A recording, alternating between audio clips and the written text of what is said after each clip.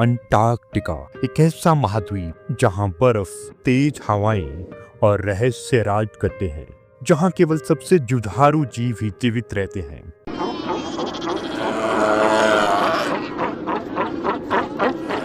हमारे साथ जुड़े एक ऐसे सांस रोक देने वाले सफर पर, इस जमे हुए जंगल की यात्रा पर, जहां विशाल ग्लेशियर, खतरनाक बर्फीले तूफान और छुपे शिकारी जीवन के संघर्ष को आकार देते हैं।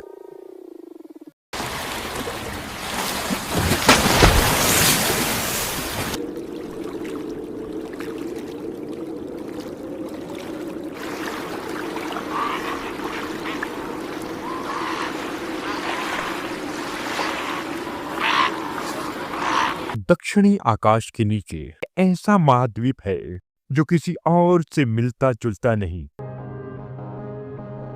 अंटार्कटिका एक ऐसा स्थान जहां जमीन, बर्फ और समुद्र की सीमाएं आपस में घुल मिल जाती हैं। विशाल ग्लेशियर आसमान को छूते प्रतीत होते हैं और गगनचुंबी आइसबर्ग चुपचाप ठंडे पानी में तैरते हैं। फिर भी इस अलग थलग और निर्दयी जलवायु के बावजूद जीवन ने जीने का रास्ता निकाल लिया है। एम्परर पेंगुइन की रेस, जो तेज हवाओं के खिलाफ भी डट कर चलती है, से लेकर पानी के नीचे छुपे चतुर लेपर्ड सील, जहां हर जीव के लिए जीवित रहना एक परीक्षा है।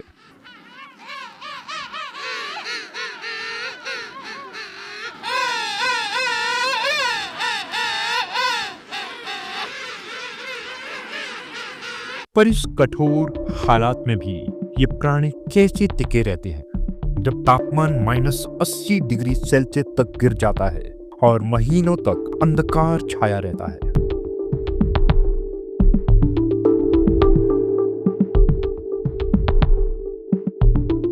ऊपर से देखने पर अंटार्कटिका एक विशाल निर्जीव विस्तार प्रतीत होता है, सफेद कैनवास जो क्षितिज तक फैला है। लेकिन करीब से देखने पर एक जीवन से भरपूर दुनिया नजर आती है।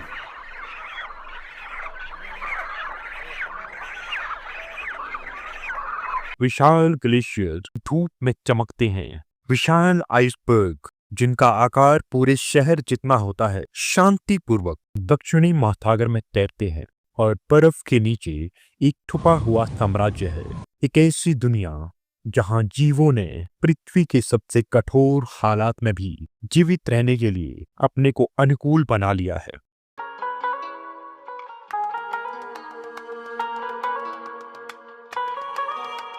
यहाँ जीवित रहना एक चुनौती नहीं, बल्कि एक कला है।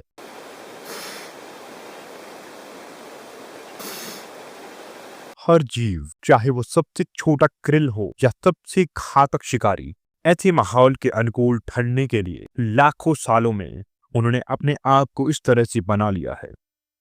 पर इतने ठंडे और अंधेरे माहौल में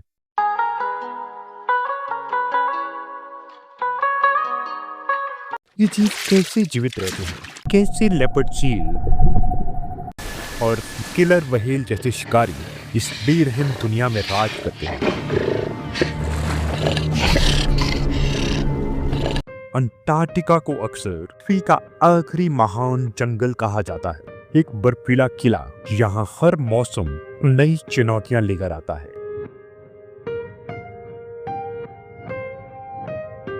गर्मियों में जब सूरज कभी डूबता नहीं, पूरा महाद्वीप 24 घंटे रोशन रहता है।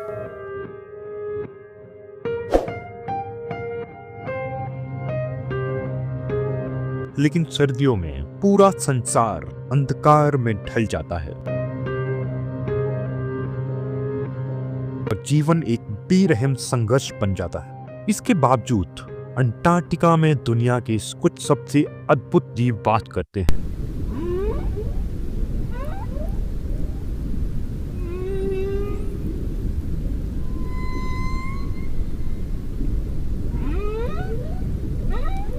एम्परर पेंगुइन सर्द हवाओं में भी प्रजनन के लिए हजारों कदम चलते हैं। लेपर्ड सील पानी के नीचे चुपचाप अपना शिकार करते हैं और महासागर में ऑर्का प्रकृति के सबसे बुद्धिमान शिकारी मिलकर अपनी शिकार की योजनाएं बनाते हैं। अंटार्कटिका पृथ्वी का सबसे ठंडा, सबसे सूखा और सबसे तेज हवाओं वाला स्थान है, जो मातवी एक ही नाम में कई चरम स्थितियां समेटे हुए है।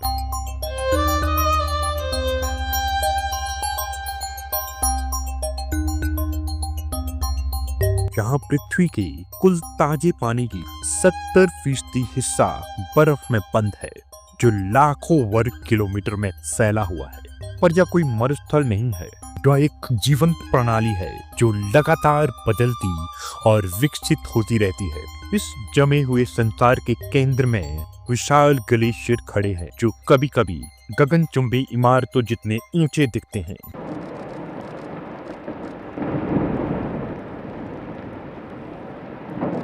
ये विशाल बर्फ की नदियां धीरे धीरे लेकिन लगातार बहती हैं। गहरी घाटियां बनाती हैं और हजारों वर्षों में परिदृश्य को एक नया आकार देती है।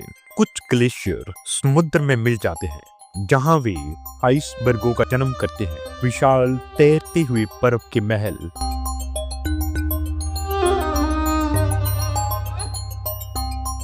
जो हवा और लहरों द्वारा अनोखे आकार प्राप्त करते हैं।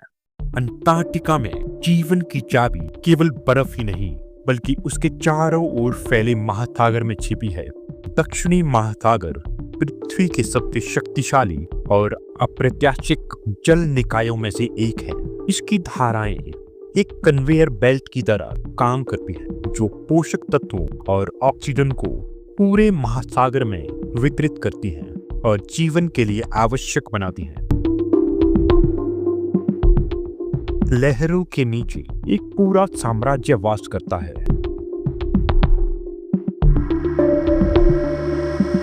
ठंडे पोषक तत्वों से भरपूर पानी में अरबों सूक्ष्म जीव रहते हैं, जो जटिल खाद्य श्रृंखला की नींव रखते हैं। इनमें से एक है क्रिल, जो छोटे झींगे जैसे जीव होते हैं, जो पूरे अंटार्कटिक पारिस्थितिक तंत्र के लिए जीवनदायिनी शक्ति है।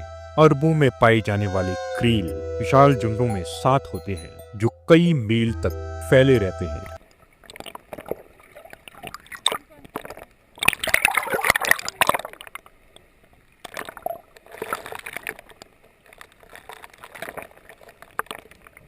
और ये पूरे क्षेत्र के शिकारी प्राणियों के लिए एक चलता फिरता भोजन बन जाते हैं।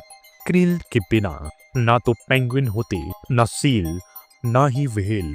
ये अंटार्कटिक खाद्य श्रृंखला के अनसुने नायक है, जो मछलियों से लेकर पृथ्वी के सबसे बड़े जीव नीली व्हेल तक का आहार होते हैं। एक नीली व्हेल एक दिन में 4 टन तक क्रिल का सेवन कर सकती है।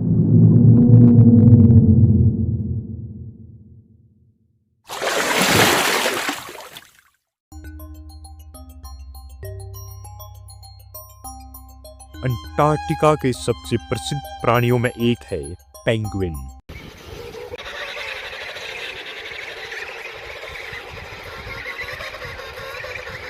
जो बिना उड़ने वाले पक्षी हैं और ठंड में जीवित रहने के लिए पूरी तरह से फल चुके हैं। एम्परर पेंगुइन सबसे बड़े होते हैं और सबसे कठोर हालात में अपने बच्चों को पालते हैं।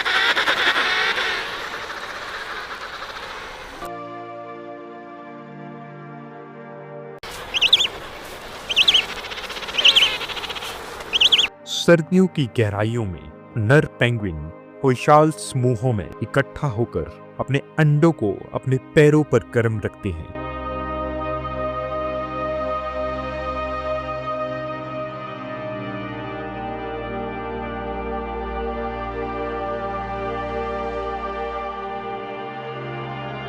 वे महीनों तक बिना भोजन के रहते हैं, जब तक मादाएं समुद्र से भोजन लेकर नहीं लौटती।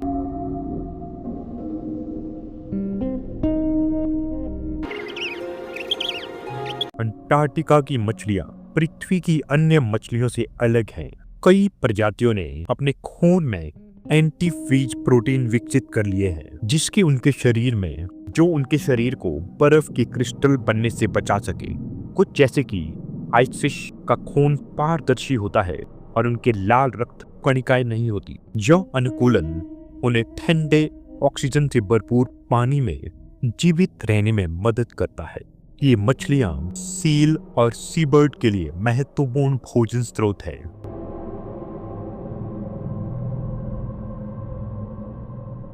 दक्षिणी महासागर की गहराइयों में स्क्विड खाद्य श्रृंखला में महत्वपूर्ण भूमिका निभाते हैं। तेजी से तैरने और जेट प्रोपेलर के जरिए वे खतरे से बच निकलते हैं। जैसे जैसे हम खाद्य श्रृंखला में ऊपर चढ़ते हैं, हम पहुंचते हैं शिकारियों के साम्राज्य में।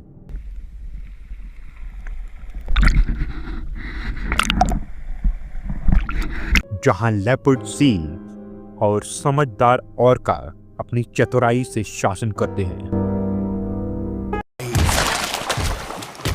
अंटार्कटिका के जमे हुए पानी की सतह के नीचे जहां परछाइयां घुल मिल जाती हैं, वहां एक शिकारी चुपके से अपना खेल खेलता है।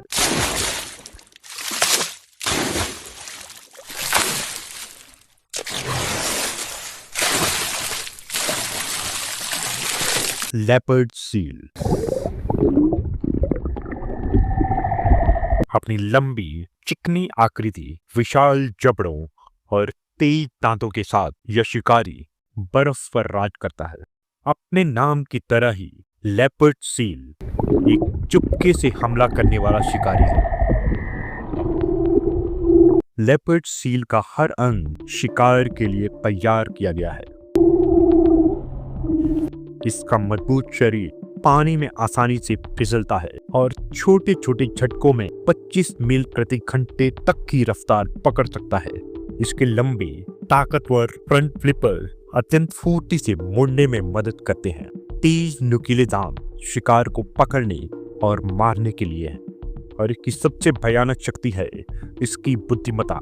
लेपर्ड सील शिकार में बेहद चतुर होते हैं।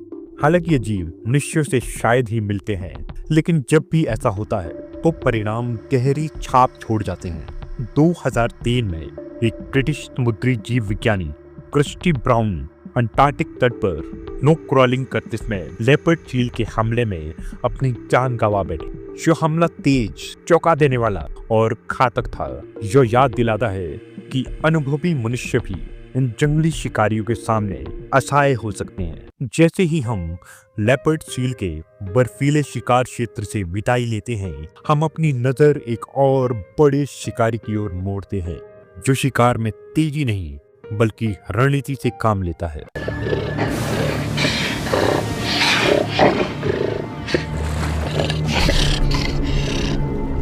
दक्षिणी महासागर के ठंडे पानी में एक छाया पानी के नीचे फिसलती है। ऑर्का, जिसे किलर व्हेल भी कहा जाता है, शिकारी अद्वितीय है। ऑर्का डॉल्फिन परिवार के सबसे बड़े सदस्य हैं। इनके काली सफेद रंग की बनावट इन्हें छुपने में मदद करती है। कभी कभी एक ऑर्का पानी से सिर निकालकर आसपास के आइस फ्लोट पर नजर डालता है ताकि शिकार की पहचान कर सके। एक बार शिकार मिल जाए तो पूरा समूह चुपचाप पोजीशन ले लेता है और हमला करता है।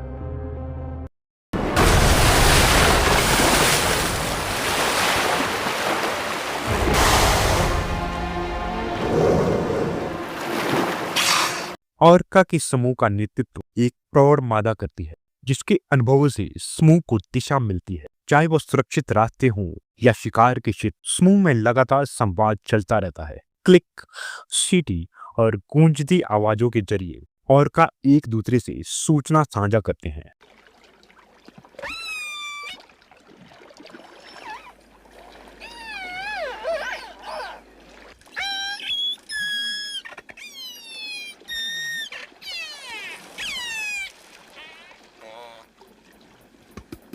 कई दशकों के अध्ययन के बावजूद इन प्राणियों के बारे में बहुत कुछ रहस्य ही बना हुआ है। जैसे ही ऑर्का की शिकारी तकनीकों को समझते हैं, हम अपनी नजरें ऊपर उठाते हैं उन पक्षियों की ओर जो इस बर्फीले क्षेत्र के ऊपर मंडराते हैं, जो इस जटिल खाद्य श्रृंखला को पूरा करते हैं।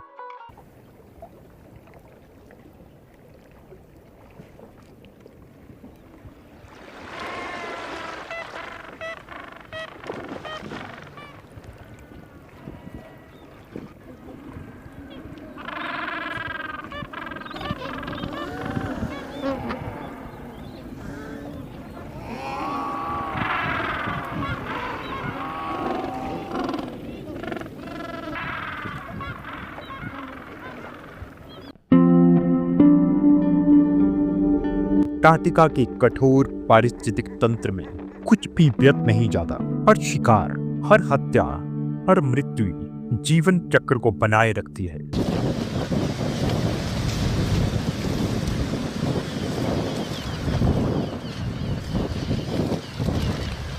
अंटार्कटिका के सबसे प्रसिद्ध कैवेजर एक विशाल पेटलस है। इनके पंखों का फैलाव 2 मीटर से भी अधिक होता है और ये न केवल स्क्वेजर हैं बल्कि अपने आप में शिकारी भी है।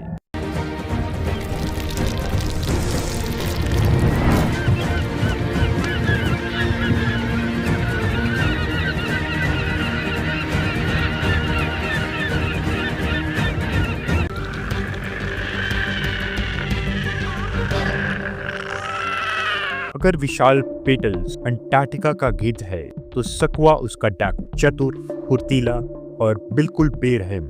सक्वा अंडे चुराने की आदतों के लिए कुख्यात है।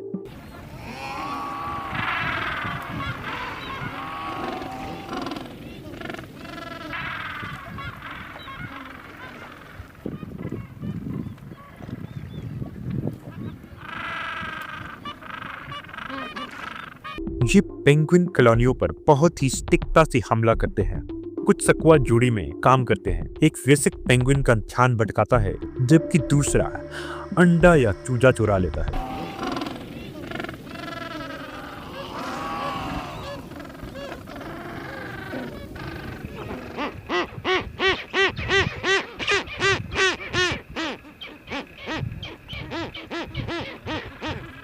फिर भी चोरों के रूप में प्रसिद्ध होने के बावजूद सक्वा अंटार्कटिका के पारिस्थितिक तंत्र के संतुलन को बने हुए परिदृश्य के ऊपर। आकाश सुनसान नहीं है। तूफानी पेट्रेल, सिप्टबिल और गल्स जैसे बर्ड आकाश में भर जाते हैं, जो जीवन के चक्र में अपना योगदान देते हैं। अंटार्कटिका की सर्दियों में ये पक्षी चट्टानी ऊंचाइयों पर घोंसले बनाते हैं और थोड़े समय में अपने बच्चों को पालते हैं।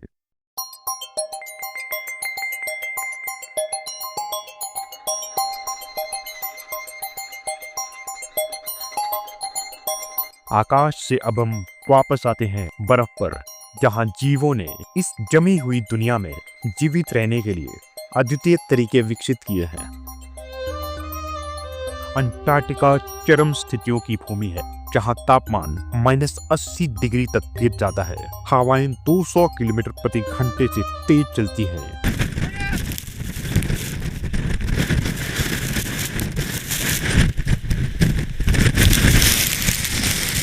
और महीनों तक सूरज नहीं दिखाई देता। कुछ अंटार्कटिक जीवों के लिए जीवित रहने की शुरुआत एक महत्वपूर्ण अनुकूलन से होती है। सील, व्हेल और कुछ पक्षी मोटी चर्बी की परत पर निर्भर करते हैं ताकि शरीर का तापमान बना रहे। यह इंसुलेटिंग परत गर्मी को रोक कर रखती है, जिससे ठंड शरीर के महत्वपूर्ण अंगों तक नहीं पहुंचती। कई अंटार्कटिक शिकारियों के लिए जीवित रहने की कुंजी है सांस पर काबू रखना।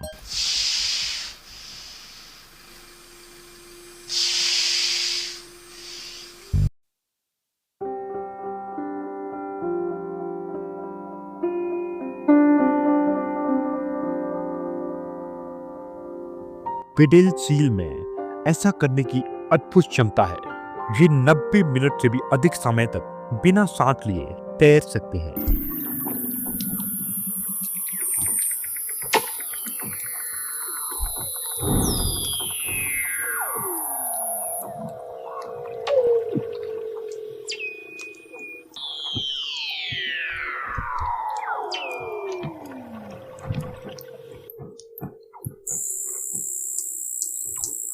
इनका खून अन्य प्राणियों की तुलना में अधिक ऑक्सीजन संग्रहित करता है। ये अपने हृदय गति को धीमा कर ऊर्जा बचाते हैं।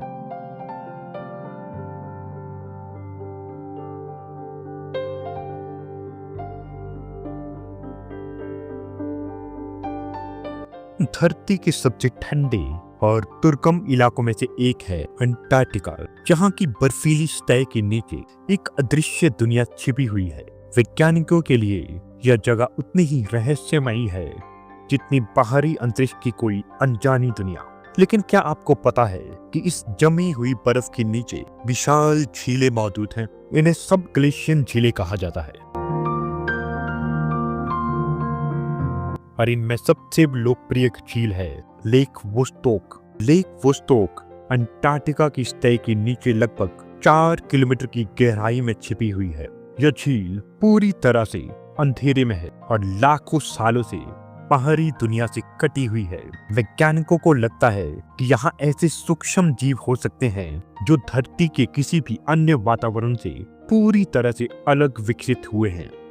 It's a lake that has been separated from the atmosphere and life on Earth for millions of years, going its own way, and we want to know what's down there. Lake Vostok का पहला संकेत 1970 के दशक में उपग्रह imagery के जरिए मिला, लेकिन 1990 के दशक में जब रूस के वैज्ञानिकों ने इस पर शोध शुरू किया, तब जाकर यह साफ हुआ कि बर्फ के नीचे 370 किलोमीटर लंबी और 50 किलोमीटर चौड़ी झील छिपी हुई है।